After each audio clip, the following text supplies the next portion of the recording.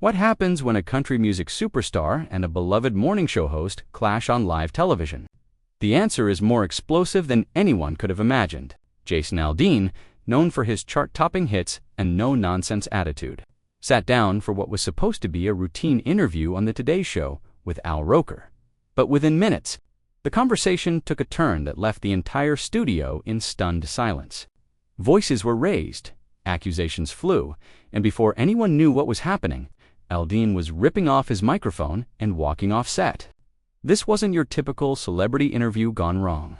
This was something else entirely. If you want to see how a simple question can ignite a firestorm, you need to hit that subscribe button right now and drop a comment below telling us whose side you're on. Now, let's get into exactly what went down on that Today Show set. The morning started like any other at Rockefeller Plaza. Roker was his usual charming self, greeting the audience with that trademark smile, cracking jokes about the weather, making everyone feel at home. Jason Aldean arrived at the studio around 7 in the morning, dressed in jeans, a black button-down shirt, and his signature baseball cap. He seemed relaxed, chatting with producers, sipping coffee from a paper cup. Nobody had any reason to think this interview would be anything other than a pleasant conversation about his new album, his upcoming tours, maybe a few laughs about life on the road. The cameras started rolling at 8:15, and for the first few minutes, everything went exactly as planned. Roker opened with his typical warmth, welcoming Jason to the show, congratulating him on his recent success. Jason smiled, thanked him, talked about how grateful he was for his fans, how excited he was about the new music. They discussed his tour dates, the cities he was most looking forward to visiting, the energy of performing live. Asked about his family, and Jason lit up, talking about his kids. The challenges of balancing fame with being present as a father, the audience was eating it up. This was exactly the kind of wholesome, feel-good content morning television thrives on. But then Roker shifted gears. "So, Jason," Al said, his tone still friendly, but with a hint of something more serious creeping in, "I want to talk about something that's been on a lot of people's minds. Your music has always connected with a certain audience, a certain demographic. But there's been some conversation lately about who feels welcome at your shows, who feels included in the country music community you represent. How do you respond to people who say your brand of country music doesn't speak to everyone?" Jason's smile faded just slightly. He shifted in his seat, clearly not expecting the question to go in this direction so early. "Well, Al," he began, choosing his words carefully, "I make music for people who love country music. I don't think about demographics or who's supposed to like what. I think about telling stories that matter to me, stories about where I come from, the values I was raised with. If people connect with that, great. If they don't, that's okay too. I'm not trying to be everything to everyone." Al nodded, but there was something in his expression that suggested he wasn't satisfied with that answer. "Sure, I understand that, but when you say values you were raised with, when you talk about where you come from, some people hear that as code for something else. There's been criticism that country music and artists like yourself have created a space that feels exclusive rather than inclusive. Does that concern you at all?" Jason's jaw tightened. You could see it in his eyes, the way his body language changed. He wasn't angry yet, but he was definitely not comfortable. "Al, I'm going to be honest with you. I think that's a pretty unfair characterization. I've never once said or done anything to make anyone feel unwelcome. My shows are for anyone who wants to be there. I've got fans from all walks of life, all backgrounds. The idea that I'm somehow creating an exclusive space is just not true. And I think it's a narrative that's being pushed by people who don't actually listen to my music or come to my shows." Al leaned forward slightly, his tone still measured, but more pressing. "But Jason, it's not just about what you say directly. It's about the imagery, the themes, the culture that surrounds your music. When you sing about small-town life, traditional values, a certain way of living, you have to know that resonates differently with different people. For some, it feels like home. For others, it feels like a reminder of places where they weren't accepted." Jason let out a short, frustrated laugh. "So now, I can't sing about my own life. I can't write songs about growing up in a small town because it might make somebody uncomfortable. That doesn't make any sense, Al. Every artist writes from their own experience. Nobody questions that when it's any other genre of music. But somehow, when it's country, when it's a guy like me, suddenly I'm supposed to apologize for where I come from. The tension in the studio was palpable now. Crew members exchanged glances. The audience sat in uncomfortable silence. Al Roker, to his credit, didn't back down. I'm not asking you to apologize for where you come from, Jason. I'm asking if you understand why some people feel alienated by the culture that's been built around country music. There's a difference between celebrating your roots and creating a space that, intentionally or not, pushes certain people out. Jason's face was flushed now, his voice rising slightly. Who exactly is being pushed out? Al, tell me, because I see people of all kinds at my concerts. I see families, young people, old people, people who look like me, and people who don't. The only people who seem to have a problem with country music are people who've already decided they don't like it. Who've already decided that artists like me represent something we don't actually represent. Al's expression remained calm, but his words cut deep. Jason, after your song, Try That in a Small Town, came out, there was a lot of controversy. People felt like the lyrics, the imagery in the video, it all painted a very specific picture. And that picture made a lot of people uncomfortable. Do you understand why that happened? And there it was. The moment everything changed. Jason's entire demeanor shifted. He sat up straighter. His eyes locked on Al with an intensity that made everyone in the studio nervous. Here we go, he said, his voice low and sharp. I knew that's where this was headed. You didn't bring me here to talk about my music or my tours. You brought me here to ambush me with this garbage again. Al raised his hands in a placating gesture. Jason, it's not an ambush. It's a legitimate question. That song generated a national conversation. You can't pretend it didn't happen. Jason pointed a finger at Al, his voice getting louder. A national conversation. You mean a manufactured controversy created by people who wanted to twist my words and make me out to be something I'm not? That song was about standing up for your community, about not tolerating crime and violence. But instead of listening to what I actually said, people decided to project their own assumptions onto it. And now you're sitting here, on national television, doing the exact same thing. Al's voice remained steady, but there was an edge to it now. Jason, when you release a song with lyrics about taking justice into your own hands, filmed in front of a courthouse with a history of violence, you have to expect people to ask questions. You have to take responsibility for how your message is received. Jason stood up abruptly, the movement so sudden that it startled everyone in the studio. Responsibility? You want to talk about responsibility, Al? How about the responsibility of journalists and media personalities to actually report the truth instead of pushing narratives? How about the responsibility to not twist someone's words to fit an agenda? Al stood as well, his voice firm. I'm not twisting anything, Jason. I'm asking you direct questions about your work and the impact it has. If you can't handle that, maybe you shouldn't be doing interviews. The studio went dead silent. Jason stared at Al for a long moment, his face a mixture of anger and disbelief.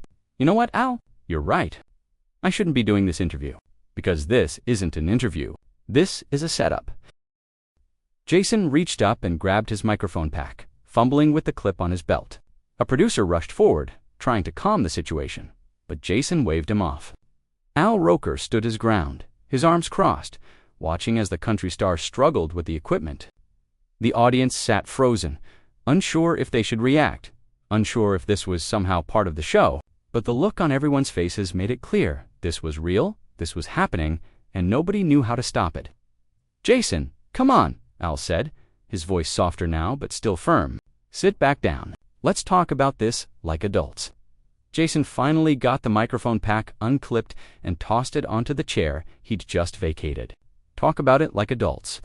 You ambushed me on live television, accused me of creating some kind of exclusive, unwelcoming space, brought up a controversy was blown completely out of proportion, and now you want to talk like adults.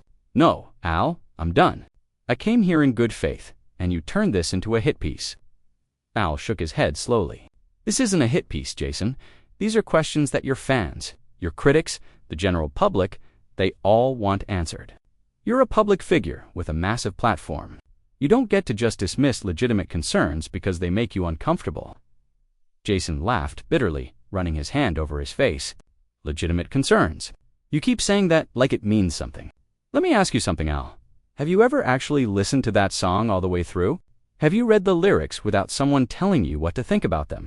Or did you just read the headlines and decide, I must be guilty of whatever they're accusing me of? Al's expression tightened. I've listened to the song, Jason, and I understand what you say it's about. But you can't control how people interpret your art, and when a significant number of people interpret it as threatening, as exclusionary, you have to at least acknowledge that. Why? Jason shot back. Why do I have to acknowledge an interpretation that's wrong? If I write a song about protecting your community and standing against crime, and someone decides that's somehow racist or threatening, that's on them, not me. I'm not responsible for other people's bad faith interpretations of my work. Al took a step closer, his voice rising slightly for the first time. But Jason, art doesn't exist in a vacuum. The images you chose, the location you filmed in, the timing of the release, all of that contributes to how the message is received. You filmed that video in front of a courthouse where a lynching happened. You can't tell me that was just a coincidence. Jason's face went red. I filmed it in my hometown, AL, in a place that means something to me. I didn't choose that location because of something that happened decades before I was born. I chose it because it's where I'm from. But people like you went digging through history to find something, anything, you could use to make me look bad. That's not journalism. That's character assassination. The producer was frantically signaling to the control room, trying to figure out if they should cut to commercial, if they should end this, if they should let it play out. Al glanced at the producer, then back at Jason, making a decision in real time to keep going. Character assassination. Jason, I'm asking you questions. If your character can't withstand questions, that's not my fault. You're not asking questions, Jason said, his voice shaking with anger now. You're making accusations dressed up as questions. There's a difference. When you ask if I understand why people feel alienated, you're implying that I'm doing something to alienate them. When you bring up the controversy around my song, you're implying that the controversy was justified. You've already made up your mind about who I am and what I represent. This whole thing was just theater to confirm what you already believed. Al's voice was measured but intense. If I've made up my mind, Jason, it's based on the evidence available. Your song, your imagery, your response to criticism. You've been defensive from the start, instead of showing any understanding or empathy for why people were upset. Empathy. Jason's voice cracked with frustration. You want to talk about empathy? Where's the empathy for me, Al? Where's the empathy for an artist who poured his heart into a song about something he cares about, only to have it twisted and weaponized against him? Where's the empathy for someone who's been called every name in the book, who's had his family threatened, who's been made out to be some kind of villain, all because he wrote a song that people deliberately misunderstood? Al's jaw set firmly. Jason, when you have the platform you have, when you reach the audience you reach, you accept certain responsibilities. One of those responsibilities is understanding that your words and images carry weight. They have consequences. And when those consequences include making people feel unsafe or unwelcome, you don't get to just claim victimhood. Jason took a step toward Al, not threateningly, but with pure exasperation, making people feel unsafe. Are you hearing yourself right now? It's a song, Al. It's 3 minutes of music. Nobody is unsafe because of a country song. This is exactly what I'm talking about. You're taking something completely benign and turning it into this massive threat because it fits a narrative you want to push. Al didn't back down. It's not benign to everyone, Jason. That's what you're not getting. To some people, the imagery of Southern justice, of taking matters into your own hands, of small towns protecting their own, that carries historical weight. That reminds them of times when that kind of language was used to justify real violence against real people. Then those people need to understand context. Jason fired back. They need to understand that I'm talking about standing up to criminals, not targeting innocent people. They need to understand that I'm advocating for law and order, not vigilante justice. But nobody wants to give me that benefit of the doubt. Nobody wants to actually listen to what I'm saying. They just want to be offended. Al's voice rose again. Maybe they're not just looking to be offended, Jason. Maybe they have legitimate reasons to be concerned when someone with your platform uses that kind of language. Maybe they've lived through experiences that make them hear your words differently than you intended them. Did you ever consider that? Of course I considered it, Jason said, his voice strained. I considered it, and I rejected it, because it requires me to accept that my words mean something other than what I said. It requires me to accept that I'm somehow responsible for how someone else chooses to interpret my art based on their own baggage. And I'm sorry, but I don't accept that. I wrote what I wrote.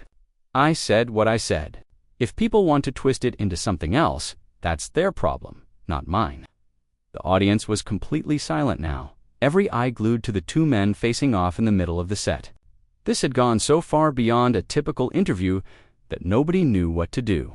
Al Roker, normally the picture of congeniality, looked genuinely angry. Jason Aldean. That's incredibly dismissive, Jason, Al said quietly, but with force behind every word. To just write off people's concerns as their problem, to refuse to even consider that maybe, just maybe, you could have handled things differently. That's not the mark of someone who actually cares about their impact. Jason's laugh was hollow. You want me to care about my impact? Fine, here's my impact, Al. My impact is millions of people who love my music, who come to my shows, who feel like I'm speaking to something real in their lives. My impact is raising money for charity, supporting communities, giving people a voice who feel like nobody else is listening to them. That's my impact. Not this manufactured controversy that you and people like you keep trying to resurrect every chance you get. Al shook his head slowly. You keep calling it manufactured, but Jason, the reaction was real. The hurt people felt was real. The concern was real. You can dismiss it all you want, but that doesn't make it go away. The hurt was manufactured, Jason insisted. The outrage was manufactured. People were told to be upset about my song, so they got upset. If the media hadn't decided to make this into a story, nobody would have thought twice about it.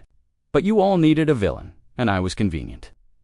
Al's voice was sharp now. So everyone who had a problem with your song was just a puppet being manipulated by the media. Nobody had genuine concerns. That's what you're saying. I'm saying that most people who claim to have a problem with my song never actually listened to it, Jason responded.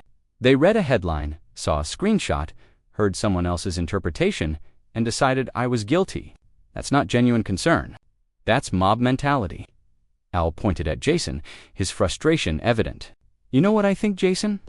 I think you know exactly what you were doing with that song. I think you knew it would provoke a reaction. I think you knew the imagery would be controversial. And now that you got the reaction, you're playing the victim. Jason's eyes went wide, playing the victim. You think I wanted this? You think I wanted to be in the middle of a national controversy, to have my name dragged through the mud, to have my family harassed? Nobody wants that, Al. Al's expression hardened even more. Then maybe you should have thought about that before you released a song with loaded imagery and inflammatory lyrics. You're an experienced artist, Jason. You know how this industry works. You know how the media works. Don't stand here and pretend you're some naive victim who got blindsided. Jason's hands clenched into fists at his sides, not in threat but in pure frustration. I released a song I believed in, Al. A song about values I hold. I'm not going to apologize for that. I'm not going to second-guess every word, every image, every frame of video because someone might twist it into something it's not. That's not how art works. That's not how creativity works. If I have to run everything through a committee of people looking to be offended, I might as well stop making music. Al stepped even closer, the space between them shrinking. Nobody's asking you to run anything through a committee. We're asking you to be thoughtful, to be aware, to consider the world we're living in. Is that really too much to ask? When being thoughtful means censoring myself, yes, it's too much to ask, Jason shot back. When being aware means assuming the worst interpretation of everything I do, yes, it's too much. When considering the world we're living in means I can't write about my own life and my own values without being called a bigot, then yes, Al, it's way too much to ask. Al's voice dropped lower, more intense. Nobody called you a bigot, Jason. Jason laughed bitterly. Oh, really? You want me to pull up the tweets, the articles, the think pieces?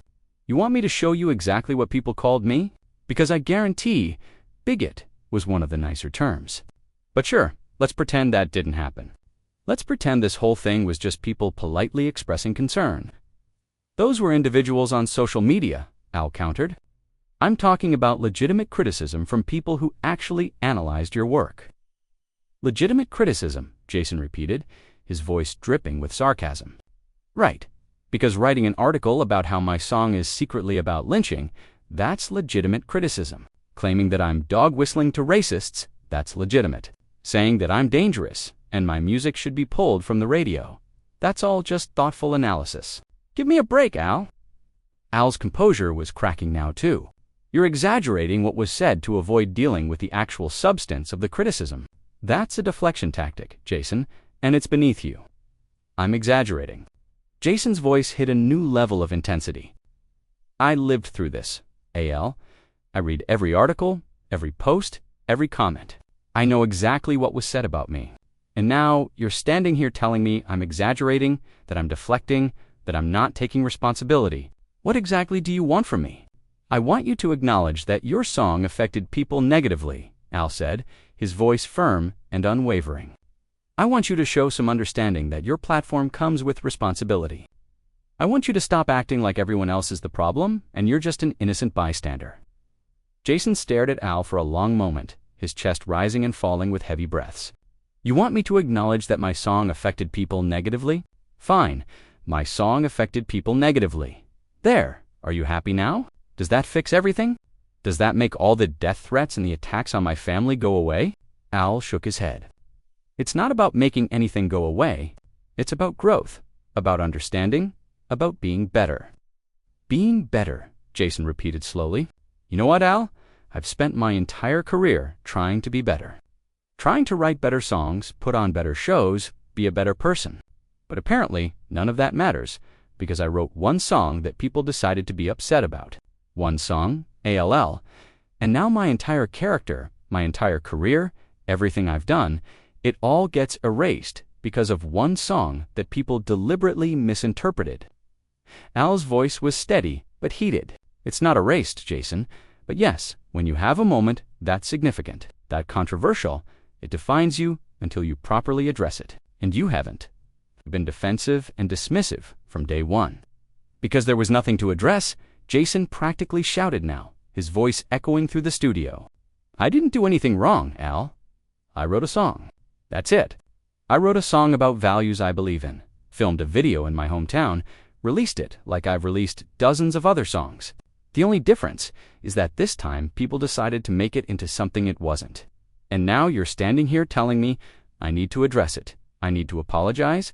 I need to grow. For what? For writing a song. Al's face was flushed, his voice matching Jason's intensity. For writing a song that invoked painful history for a lot of people, for using imagery that brought up memories of violence and exclusion, for creating something that made people feel unwelcome and unsafe. That's what you need to address, Jason. Not the song itself, but the impact it had. Jason threw his hands up in the air. The impact it had on people who never even listened to it. The impact it had on people who were told to be outraged by it. You keep talking about this impact like it's some objective thing, but it's not. It's manufactured outrage, Al.